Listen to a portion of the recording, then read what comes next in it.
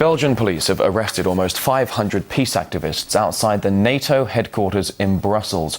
Protesters attempted to storm the building but were met with a heavy-handed response from hundreds of officers.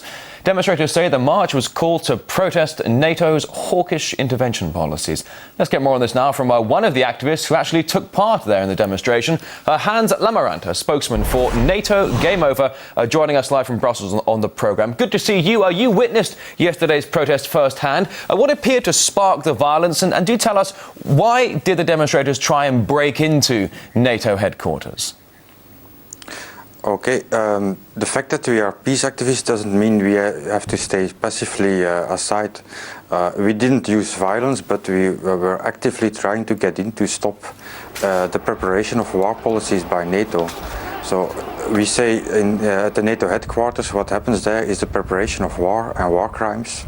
And if our governments don't stop it, then it are its citizens which have to show that they want to stop it. So you're protesting against what you're calling the heavy-handedness and aggressive approach of NATO, but here you are, a peace activist, breaking into the Brussels NATO headquarters. Not particularly peaceful, some might say.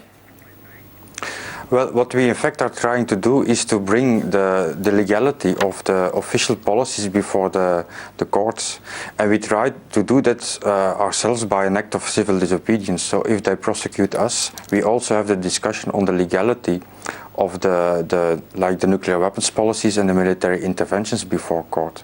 So that's a bit the strategy behind the protests. All right, well, let's take a step back here and look at the broader picture. NATO has been credited by some with bringing a fledgling form of democracy to Libya. For years, it's been working to bring the same to Afghanistan. Isn't NATO a successful pro-peace organization?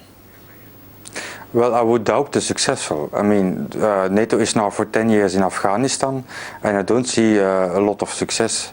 Libya, now we see, like, there were the news of more than 100 deaths between wars or between militias. So in fact, you can question if the military interventions are really bringing peace, or are we just arming the next phase in civil wars?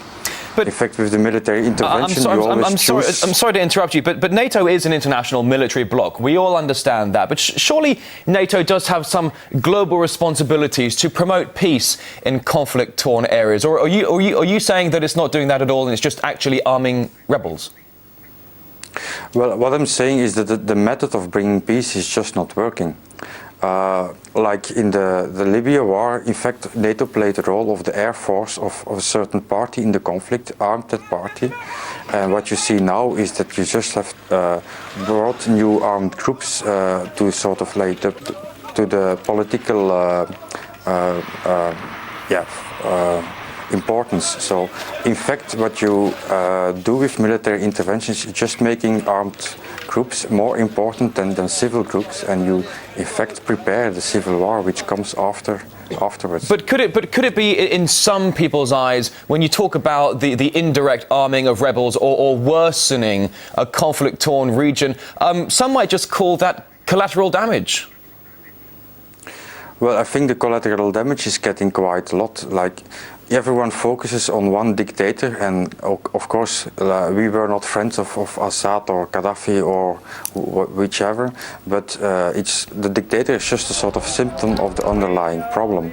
And by just removing that one and putting other armed parties in place, you don't solve a conflict, you just prolong it. Hans Lamarant, a spokesman for NATO Game Over. Thank you for joining us live from Brussels today.